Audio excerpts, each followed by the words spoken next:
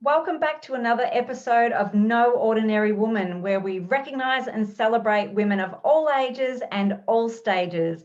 I'm Fiona Briffa, and today I've got Sallie Jones joining me, and Sallie is the co-founder of Gippsland Jersey, so she's a Jersey girl. Thank you for joining us, Sallie. Thank you so much for having me on, Fiona. I'm super excited to see where this conversation heads. I know, I love it. Well, I really wanted you to come on and share your story around the reasons why you co-founded Gippsland Jersey and what triggered it, and where did you see a need for what you're doing right now? So just share a bit about that for us. So I grew up on a dairy farm in Lakes Entrance in East Gippsland, so 4 hours east of Melbourne, for those that don't know where Lakes Entrance is. And our family was all about milking cows, making ice cream, and then having ice cream shops growing up. So it was, certainly a different kind of upbringing, I guess, and very much passionate about, all things rural. We were surrounded by, I grew up with farmers and producing beautiful products. Fast forward that to 2016, and my dad, who I really cherished and loved, and who was a real pioneer in the dairy industry and took a lot of risks to do what he did, passed away in the most tragic way possible. So he suffered some mental health issues for about 3 years with depression, and we journeyed that with him as a family, but life was just far too painful for him, and he ended up taking it himself. So super, super tragic. And then a few weeks after that, the dairy crisis happened in 2016, where basically the rug was pulled out from underneath dairy farmers, and they were left in a lot of financial problems. And look, it's a complicated issue, and it's hard to explain into details with our conversation now, but essentially, suicide is very much affects 3/4 of men, especially in rural areas. There's just the statistics are crazy, and financial pressure is often the number one trigger for men suiciding in rural areas.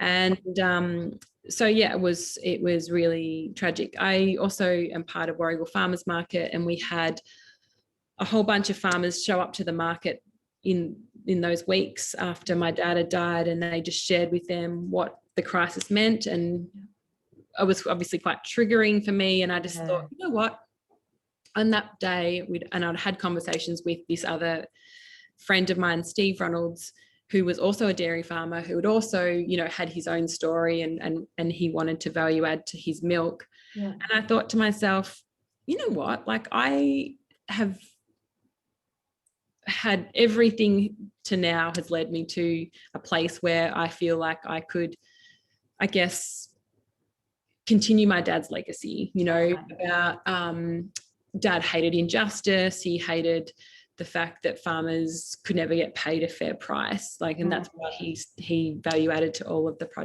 product that he would produce. So it was pretty much on that day that we decided that we'd start a brand. The brand has 3 pillars. So one is that farmers must be paid a fair price, because why should farmers do what they do for free to feed the nation? The second one is a real commitment to creating change, social change in mental health, especially in rural men. And third one is kindness, because, for both Steve and I, we've experienced kindness, and we know what kindness feels like. And we believe that having that as a key pillar in our brand isn't probably what most companies would have, but that is just something that we genuinely strive for in terms of how we do business. Yeah, wow. And it is an amazing brand, and you're very big. Do you distribute Australia-wide, or mostly around Gippsland and the lakes? So we started 5 years ago, it'll be 5 years in September. And we started out just having look, we didn't know how much milk we would produce. It was a real leap of faith going, okay, we're going to put 2,000 litres of milk into bottles, and then we sold all of that at the farmers market. Everyone just showed up and supported us. And so good. We distribute pretty much Victoria wide now. And there's a little bit of a story as to we lost our contract with our milk processor. Like, there's a lot of door closes and a lot of doors open, but one really fun story that we feel so indebted about is the crowdfund that we did. So we basically ran out of options, and the decision was made that we would have to start processing in the factory that my dad built, which is really special for me. Lakes Entrance isn't necessarily the best geographical read or place to have a milk factory, because our market is, I guess, essentially Melbourne. So it's carting milk down the road and then bringing it back. But when you don't have millions of dollars to build a milk factory, you do what you need to do. And we certainly didn't have money, and we crowdfunded and asked people to pre-purchase bottles of milk in their support. And we had 1,000 people back us, and we raised $110,000 in 3 weeks. Wow. That's where community comes. When there's a need and when there's a passion, people rally around you. That's amazing. Yeah. So it was just the most humbling, experiences of my life. And it's just been, one after the other of just serious blessings. And honestly, without that crowdfund money and without other people coming at certain times of perfectly timed, we wouldn't have a business, and we wouldn't be doing what we're doing. And some days I go back to the factory and I sit at the office that Dad had, at the same desk in the same chair, and I just think to myself, like, what chapter am I in again? Yes. Because it's like we're not doing anything that, new essentially, but it's just we're rewriting, I guess, the chapter 2. He wrote chapter 1, and now we get to do a better, a different version of that. Wow. Well, before it was about milk and farming, now it's about community and contribution and helping and giving back, isn't it? It's like, even though that's what your dad was all about, as you said, it's about putting that value that he had into action and out into the community. Is that right? Yeah, look, I think business has changed now. Like, certainly Dad was so generous and so kind, and he was, but business is different. They didn't have mobile phones, they didn't have internet, they weren't as connected like we are now. Certainly, but our business has got real purpose and real passion. So it's not about, okay, so like, how many farms can we buy, or how much wealth can we generate? It's about, well, let's sell more milk so we can bring more farmers on, so they can be paid a fair price, so that their farms can be sustainable into the future. There's a lot of pretty harsh competition out there. I do remember when the milk crisis started, and there was that harsh competition, and the prices going down. And I do know some people, and it's pretty bit soul destroying at the time. But like you said, you've taken that, you've seen the problem, taken that and re-engineered it and worked out, well, what can we do? So starting something new like this, now I've talked to women in business everywhere, and one of the consistent things is it's not easy. How did you keep yourself going when it inevitably would have been difficult? Well, I don't think I would have done any of this unless I was fueled by grief. So I was pretty raw, and I've had a real privilege and opportunity to share my heart, my grief, and stitch the story back together again. So it's just been probably quite a public journey of me healing my heart, I think, through all of that. And it's been really special. For me the dairy industry is pretty small, and I'm getting all like teary, but I think, the dairy industry is very small. It's very male dominated essentially. And to go into a meeting and for someone to say to me, your dad was known for his biggest work ethic, and he did this for me at this time, and he made me feel like, you know what I mean? Like, it's just been amazing. You always want to hang on and cling to those people that have gone. And I think just because probably, with something that happens such as suicide, you're not prepared for that. And so it's very different from maybe a cancer diagnosis that you might have some time to think about what you want to say or whatever, but he's there one day and gone the next. So and I just have this amazing feeling of going, you know what, if Dad was here today, he'd be so proud. And like, he's the one person that would understand and would be right on board and be cheering you on. So it's been so special. It would be. But look, in saying that, I can honestly hand on heart say that yes, there's been a lot of challenges, but I've never been challenged so much that I felt like I ever wanted to give up. I don't think there's ever been a day where I wanted to give up. I know that there is, it's not just about the milk, I think it's such a bigger project than that, where certainly, being able to create change and it's so fulfilling. It's just it's greater. More than a business. It's greater than I can articulate right now. It's more than a business. It's a passion and a way of life and a contribution and leaving your legacy and being part of your dad's legacy as well. You're tacking on your bit to your dad's legacy and leaving an even bigger legacy, and then hopefully that'll keep getting handed down from one generation to the other, whether it be family members or just the community that you've left this passion and this kindness and this lovely helpfulness in, that other people will pay that forward and continue this for years to come. Yeah, look, the dairy industry is a big industry, and it's just in Gippsland alone, it's worth 3.5 billion out of 7 billion. So the food and fibre sector is quite large. That's what we do. We're a big food bowl here.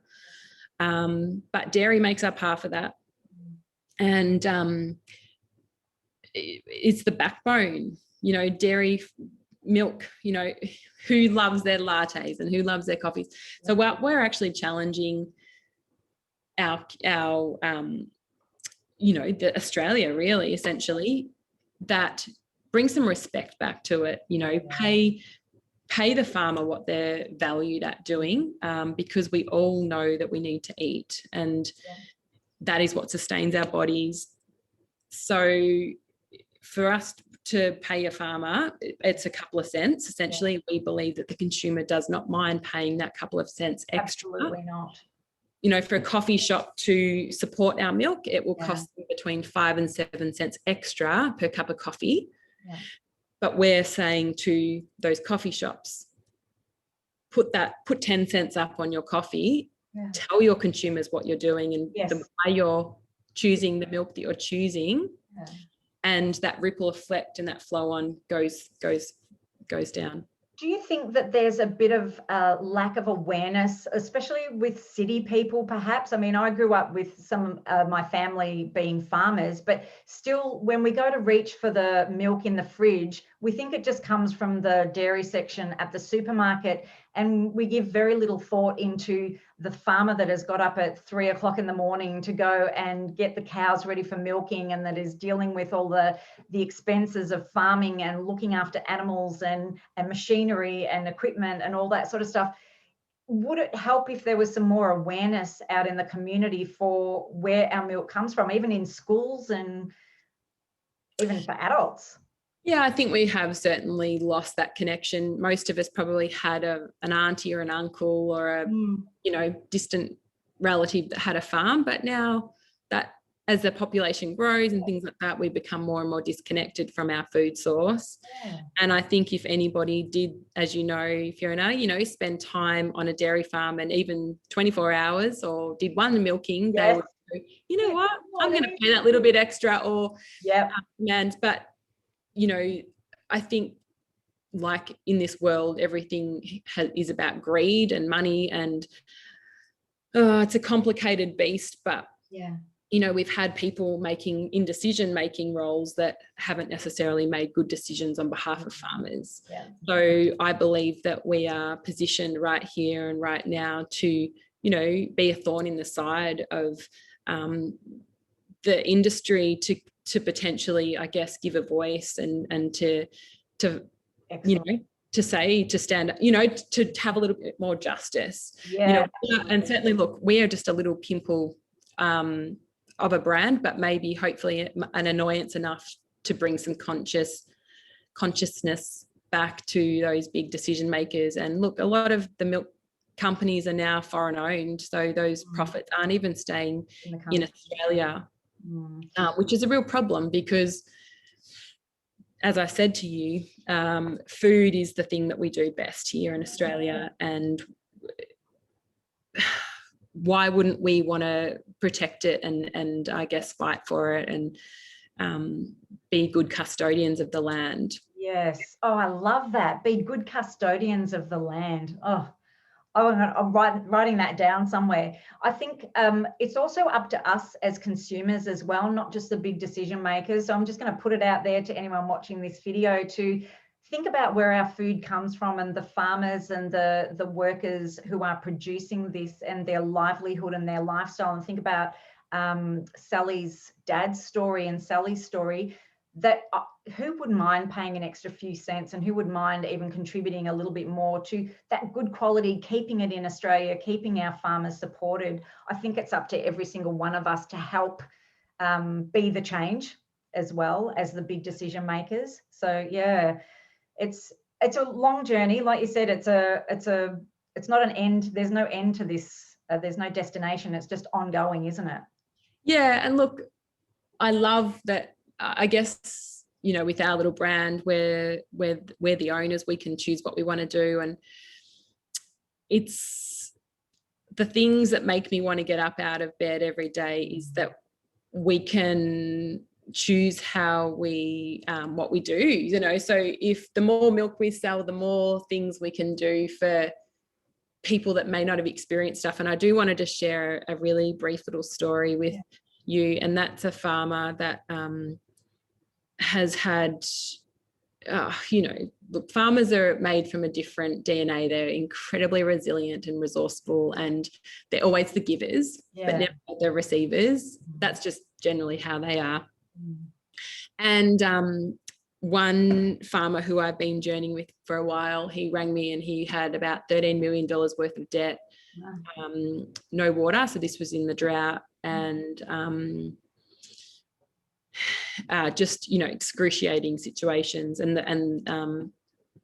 you know, I discovered in the conversations that I'd had that he didn't have a bed to sleep on. Like, he had a few houses and this and that, and he was doing long hours and things were very tight. And anyway, it's like, we cannot solve any issues or whatever, but you can make a little difference. And I rang the local bed company and I just arranged for a bed to be dropped off. Yeah. Oh. And I just put a note to say, you know, random act of kindness, you know, sleep well, be blessed, sort of thing. And anyway, he didn't ring me for a few days because he figured out, you know, who it was. And and he said, the reason I haven't rang you is because I haven't had the words, and he's not someone that lacks words. And he said to me that no one's ever shown kindness before. And it totally blew his socks off, and also challenged me to say, well, why would you ever give away your profits? And I said, well, that's because that's what we want to do. And I was able to explain, I guess, the values that we have within our business and the reasons why. And, you know, it's just small little things like that that motor you along and keep you inspired. And you know, it's thanks to the public for supporting us so that we can do things like that. So, and give you purpose. Yeah. Purpose is everything for motivation, isn't it? Just knowing that you're making a difference, and people over profits. I think that would be a great mantra for the entire world to be chanting. People over profits. Like, let's take care of each other and be the change we want to see in everybody else. And you are the walking example of coming alongside people and just sharing and caring and all of those other things. And I know, just wanted to mention to those of you watching that one of Sally's biggest passions is hospitality, and having people over and cooking and sharing meals and just coming alongside others. Like the exact opposite to me, because I'm not very good at hospitality or cooking or anything like that. But I just love that you just have people over, like come over, eat, sleep over, things like that, don't you? I do love it. I think I can thank my nana for the gift of hospitality. She was, as long as I don't turn into her, because she was like the biggest feeder ever, and you'd sort of avoid her house at the end because she'd be like trying to feed you so much. Feed. She wasn't even Italian, but amazing. Yeah, look, it is. It's a special thing, and I think nothing says I care about you and I love you more than, you know, food and sitting at your kitchen bench or your table. And growing up, and I know that my mum would always say this about my dad's family as well, being a farming family, money was often tight and they didn't always have a lot, but one thing they never skimmed on or never went without was food and hospitality. Like they would always make sure that that was a number one for them. Yeah, beautiful. Yeah.